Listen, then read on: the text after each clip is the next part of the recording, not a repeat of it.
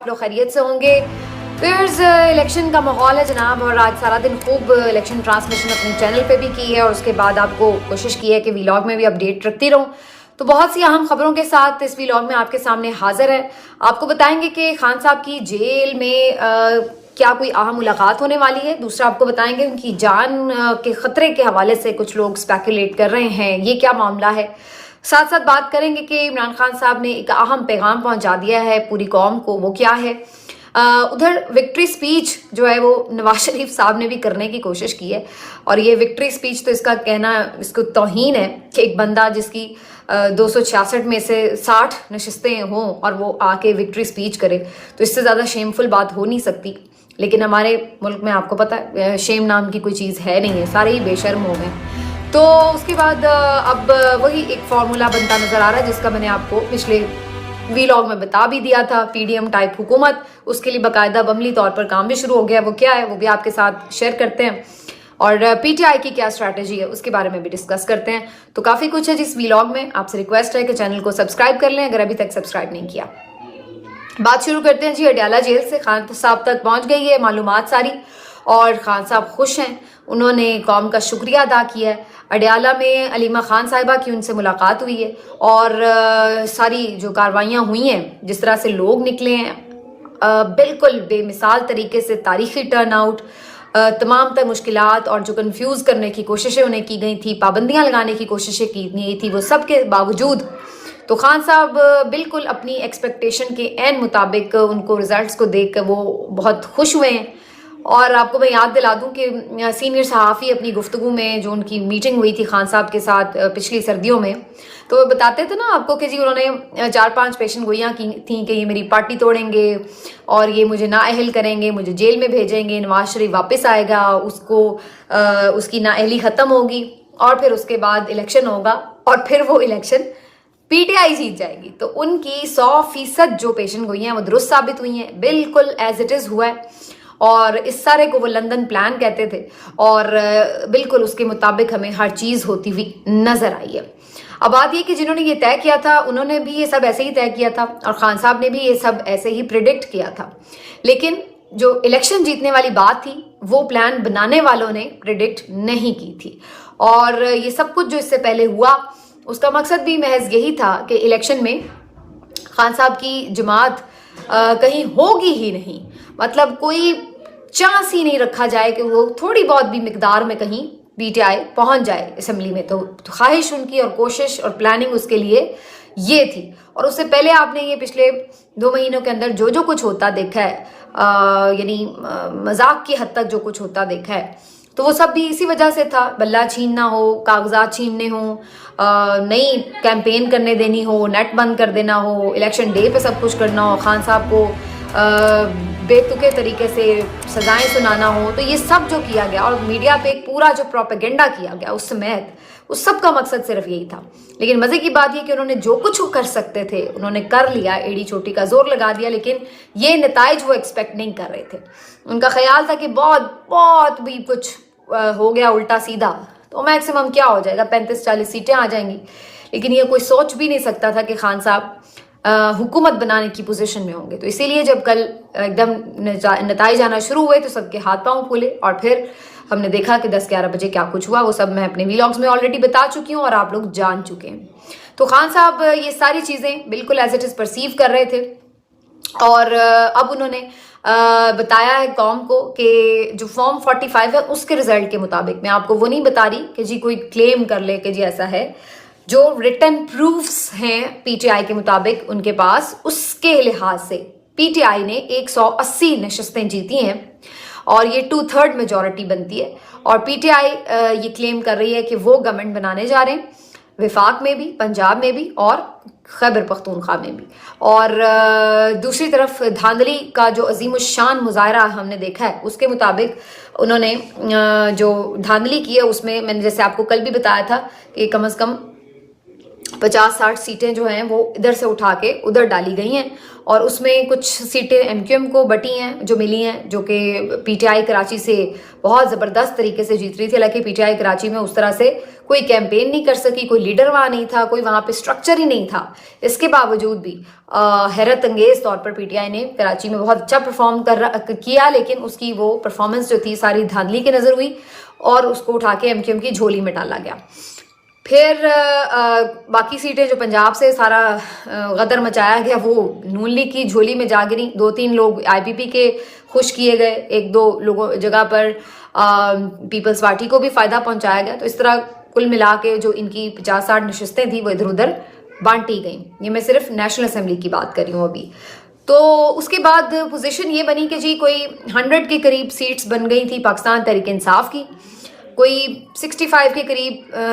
डाका मारने के बाद सीट्स बन गई थी PMLN की, और इसी तरह से कोई 48 समथिंग सीट्स बन गई थी पीपल्स पार्टी की। MQM को तो लॉटरी लग गई, यानी जहां वो 4 सीटें जीतने की पोजीशन में नहीं थे उन्हें तकरीबन 14-15 सीटें दे दी गई। और इस तरह कर आके तो अब बाद में हुआ ये कि जी कल तो मॉडल टाउन वाले उठ के चले गए थे बत्तियां बुझा के, और बिल्कुल मायूस होकर शक्लें उतरी पड़ी थी और चले गए थे कि हम हार गए हैं। लेकिन फिर रात भर जो ये सारी कार्रवाइयाँ डाली गई उसके नतीजे में हमने देखा कि आज फिर शाम को जो मियाँ साहब हैं वो नमूदार होते हैं और वहाँ पे एक विक्ट्री स्पीच का एहतमाम किया जाता है, और जनाब उसमें आकर वो फिर कहते हैं कि जी हम जो हैं वो सिंगल लार्जेस्ट पार्टी हैं। मतलब आप पता नहीं कौन सी दुनिया में ये लोग रहते हैं। अब तो ईमान से हंसी भी नहीं आ रही इनकी शक्लें देख के। पहले तो जब आए हैं आप इनकी बॉडी लैंग्वेज देख के पता था, साफ पता चल रहा था कि अंदर से इन्हें पता है शर्म आ रही है थोड़ी थोड़ी, लेकिन वो शो नहीं कर रहे कि हमें शर्म आ रही है। और मियाँ नवाज शरीफ साहब से तो बहुत नर्वसनेस थी उनके चेहरे पे, शहबाज शरीफ साहब की तो हमाइयाँ उड़ी हुई थी, और मरियम नवाज साहिबा जो कि एक्ट्रेस हैं बेसिकली, तो वो एक अच्छी एक्टिंग करने की कोशिश कर रही थी, लेकिन वो थोड़ी ओवर एक्टिंग कर रही थी तो पकड़ी जा रही थी कि वो भी सिर्फ फेक अपने आप को कॉन्फिडेंस शो कर रही हैं, लेकिन असल में सबकी बैंड बजी हुई थी, शक्लें बता रही थी। पर जी आके जी उन्होंने कहा कि जी हमने जीत लिया है, बहुत मुबारक हो, हमें मैंडेट मिल गया है। 266 में से 66 नशिस्तें मिली है, 200 नशिस्तें नहीं मिली और उन्हें मैंडेट मिल गया। ओके, और वो भी 66 में भी मैं समझती हूँ कम से कम भी 46 नशिस्तें थी, वो जो टोटल धांधला था। एनीवेज, और फिर साथ में वो ऐलान करते हैं जी कि जरदारी साहब जो हैं उनको भी मैंने शहबाज शरीफ साहब से कहा है कि आप मुलाकात करें, तो हम तमाम पार्टीज़ को आज़ाद उम्मीदवारों को भी मतलब आप ग्रेस का मुजाहरा करें थोड़ी एक्टिंग में भी, तो कम से कम PTI का नाम लें आप। तो जी हम सबको दावत देते हैं कि मिल के चलते हैं, क्योंकि यही कौम मुल्क को कौम के मफाद में है। और फिर उसके बाद जनाब वो फिर वही अजीबोगरीब बातें करके लैपटॉप दे देंगे, मोटरवे बना देंगे, वही घिसी पिटी उनकी तकरीर थोड़ी बहुत, और उसके बाद वो वैनिश हो जाते हैं। तो ये जी इनकी नाम नहाद ड्रामेबाजी विक्ट्री स्पीच। और उसके बाद फिर 1-2 घंटे बाद पता चलता है जरदारी साहब तशरीफ ले आए हैं बिलावल भुट्टो और फरियाल तालपुर के हमरा, और मोहसिन नकवी साहब जो सही ब्रोकर का किरदार अदा कर रहे हैं यहाँ पे, वहाँ पर जनाब उनके घर पे एक पुरतकल्लुफ़ शायरी का एहतमाम भी होता है। वहाँ पर जनाब अब बैठ के अगली खिचड़ी पक रही है। वैसे तो खिचड़ी कल रात ही पक चुकी थी इस्लामाबाद में ही, और रही सही जो चीज़ें हैं मीन मेख हैं वो तय की जा रही थी, जुजियात इसमें मोहसिन नकवी साहब की रिहाइशगाह पर। बहरहाल एक बहुत बड़ी मुलाकात थी, लेकिन ये बड़ी मुख्तसर हुई, बड़ी थोड़ी देर की मुलाकात थी। और जो मियाँ साहब हैं वो इसमें शामिल नहीं थे, मियाँ शहबाज शरीफ साहब जो थे वो इसमें शामिल थे। अब फिलहाल हतमी तौर पर इन्होंने मीडिया को भी नहीं बताया कि उसमें क्या बातचीत हुई, लेकिन अल्टीमेटली इसके अलावा कोई हल नहीं है, क्योंकि इन्हें बता दिया गया इनके बड़ों की तरफ से कि जनाब बंदे के पुत्र बनकर ना ज़रा अच्छे बच्चे बनकर पुरानी तनख्वाह पर हंसी खुशी मिलजुल के रहना शुरू कर दो, वरना खान तुम लोगों को गवर्नमेंट बनाने नहीं देगा, और फिर उसके बाद एक नई आप लोगों के साथ जो होगा वो आपको भी पता है, और उस वक्त फिर हम भी आपका साथ नहीं देंगे। तो वो ये ऐसे ना भी वैसे इतनी बड़ी धमकियां लगाते तो तब भी इन लोगों के पास कोई और चारा नहीं था, तो इन्होंने ये करना ही था। तो ये अब इनकी इस तरफ से प्लानिंग है। उधर खान साहब ने कहा है कि जी चूंकि फॉर्म 45 हमारे पास मौजूद हैं, हम अदालती जंग पूरी लड़ेंगे, और जहाँ पर लोग धरनों में बैठे हुए हैं और काफ़ी सारे जगहों पे ये इत्तलात आ रही हैं, गुजरात में बहुत बुरे हालात हुए हैं, वहाँ पर फायरिंग भी हुई है, और कुछ लोग क्लेम करें कि वहाँ पर 1-2 लोग जाँ बहक भी हो गए हैं। تو بہت انفارچونیٹ واقعہ وہاں پہ چودھری سالک صاحب ہیں جو کہ خود بھتیجے ہیں کیسرا الہی صاحبہ کے, اور وہ وہاں پر اس قسم کے مناظر دیکھ رہے ہیں اور کچھ لوگ کلیم کریں کہ انہی کے گارڈز نے فائرنگ کی ہے. اسی طرح شیر افضل مروت صاحب جو ہیں وہ بھی قبیلے کے ہمراہ پہنچ گئے RO آفس کے باہر, اور وہاں پر وہ اس وقت تک بیٹھے رہے جب تک کہ رزلٹ مل نہیں گیا, اور لے کے پھر وہ اٹھے. تو جن لوگوں نے تو ذرا ہمت دکھائی اور بیٹھے ہیں ذرا دھرنے ورنے دے کے, تو وہاں پر تھوڑی صورتحال ان کے حق میں ہوئی. دیکھیے اتنا جب باہر کراؤڈ بیٹھا ہوتا ہے تو بڑا مشکل ہو جاتا ہے ROs کے لیے بھی. تو وہاں پر پھر ہم نے یہ چیزیں 3-4 جگہوں پر رزلٹ دیکھا کہ وہ لے کے ہی اٹھے. خرم دستگیر صاحب جہاں سے ہارے ہیں وہاں پر بھی یہی صورتحال ہوئی ہے, اور اسی طرح سے اور بھی 1-2 جگہ پر یہی پتہ چلا ہے کہ جو لوگ بیٹھے ہیں پھر وہ اپنا رزلٹ لے کے اٹھے ہیں. اور باقی بھی جگہوں پہ لوگ ابھی تک اسٹل احتجاج کر رہے ہیں. علی اعجاز بھٹر صاحب جو ہے انہوں نے بڑا زبردست فائٹ کیا ہے, اور وہ ابھی تک کہہ رہے ہیں کہ ان کو اب میں باقی جو معاملہ ہے وہ کورٹ میں لڑوں گا. انہوں نے کہا ہے کہ میرے جو مختلف پولنگ ایجنٹس تھے ان کو پکڑنے کے لیے ان کے گھروں پر چھاپے مارے جا رہے ہیں, لیکن ہم نے پہلے ہی انتظام کر رکھا تھا کیونکہ ہمیں پتہ تھا کہ یہ لوگ یہ وارداتیں کریں گے. ادھر سلمان اکرم راجہ صاحب نے کورٹ میں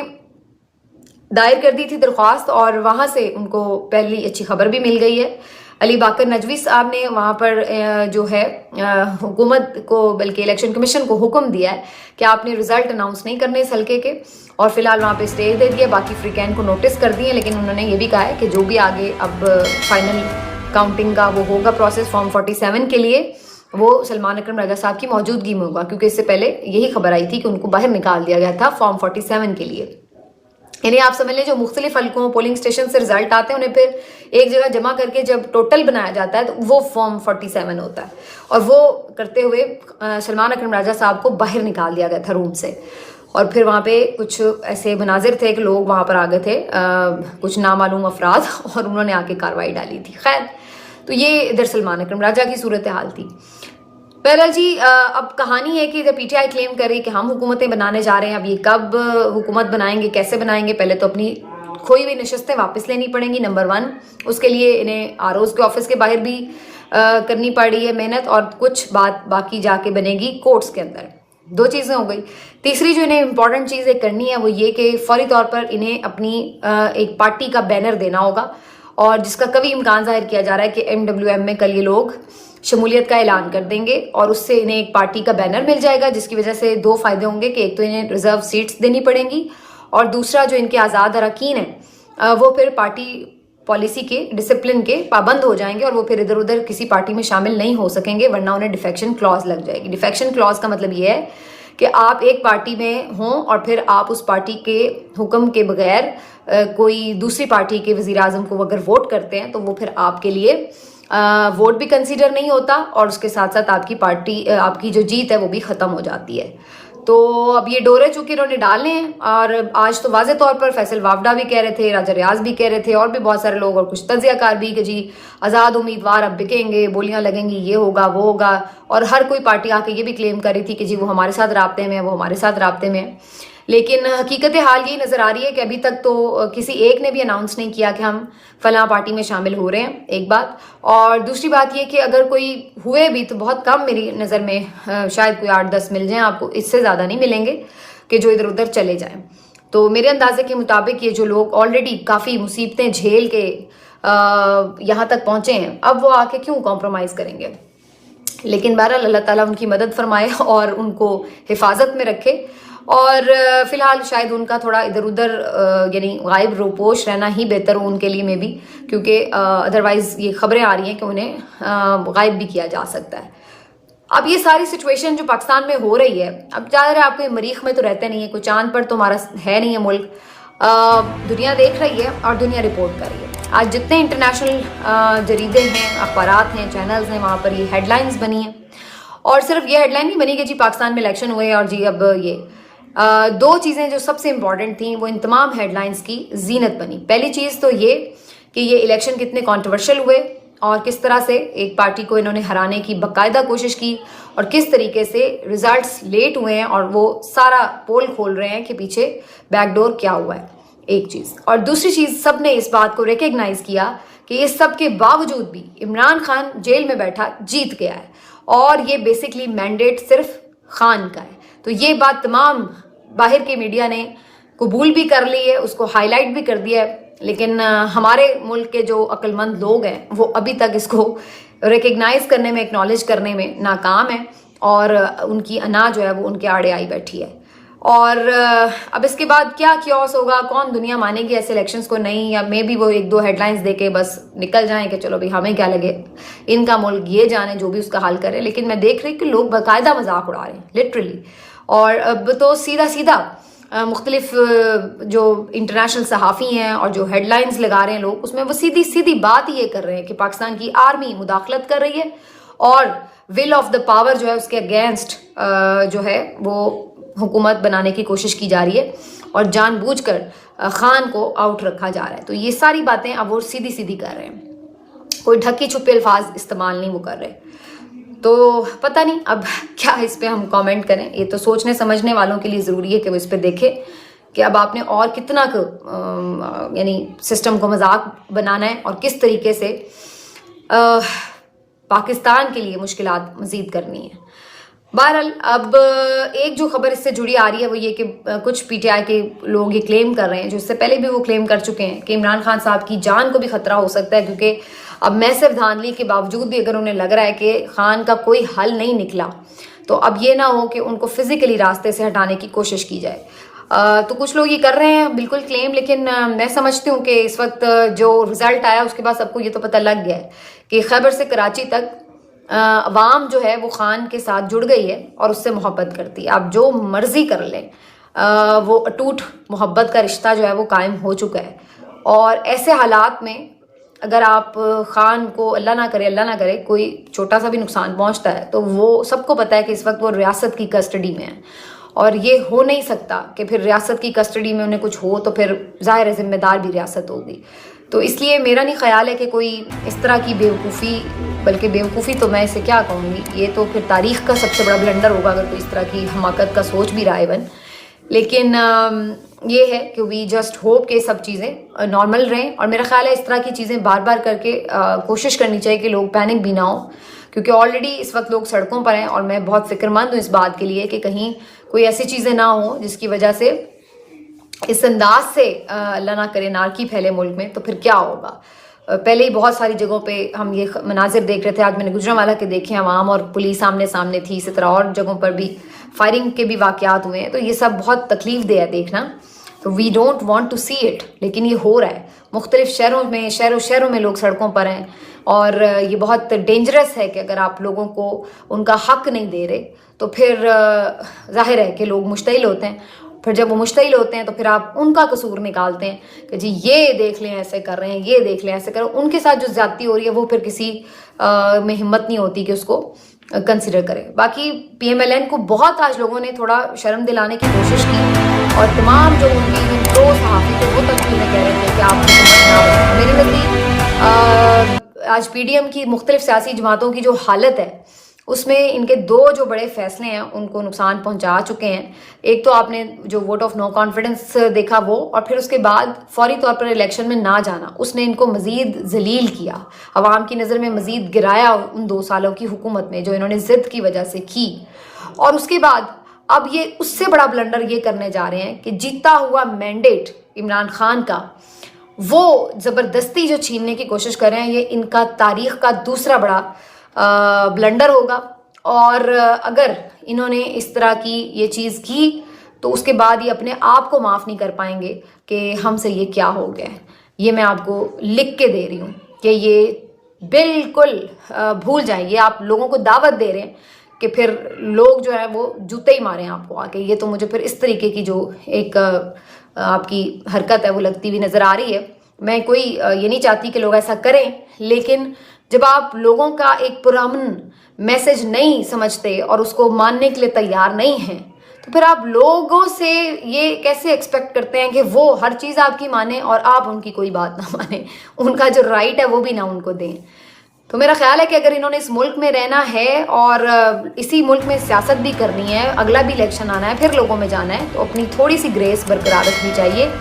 اس لیول کی چیزیں اگر آپ کر رہے ہیں تو پھر آپ کس لیول سے جا کے لوگوں سے دوبارہ سامنا کریں گے. ملتے ہیں آپ سے اگلے ویلاگ میں, اپنا خیال رکھیے. اللہ حافظ.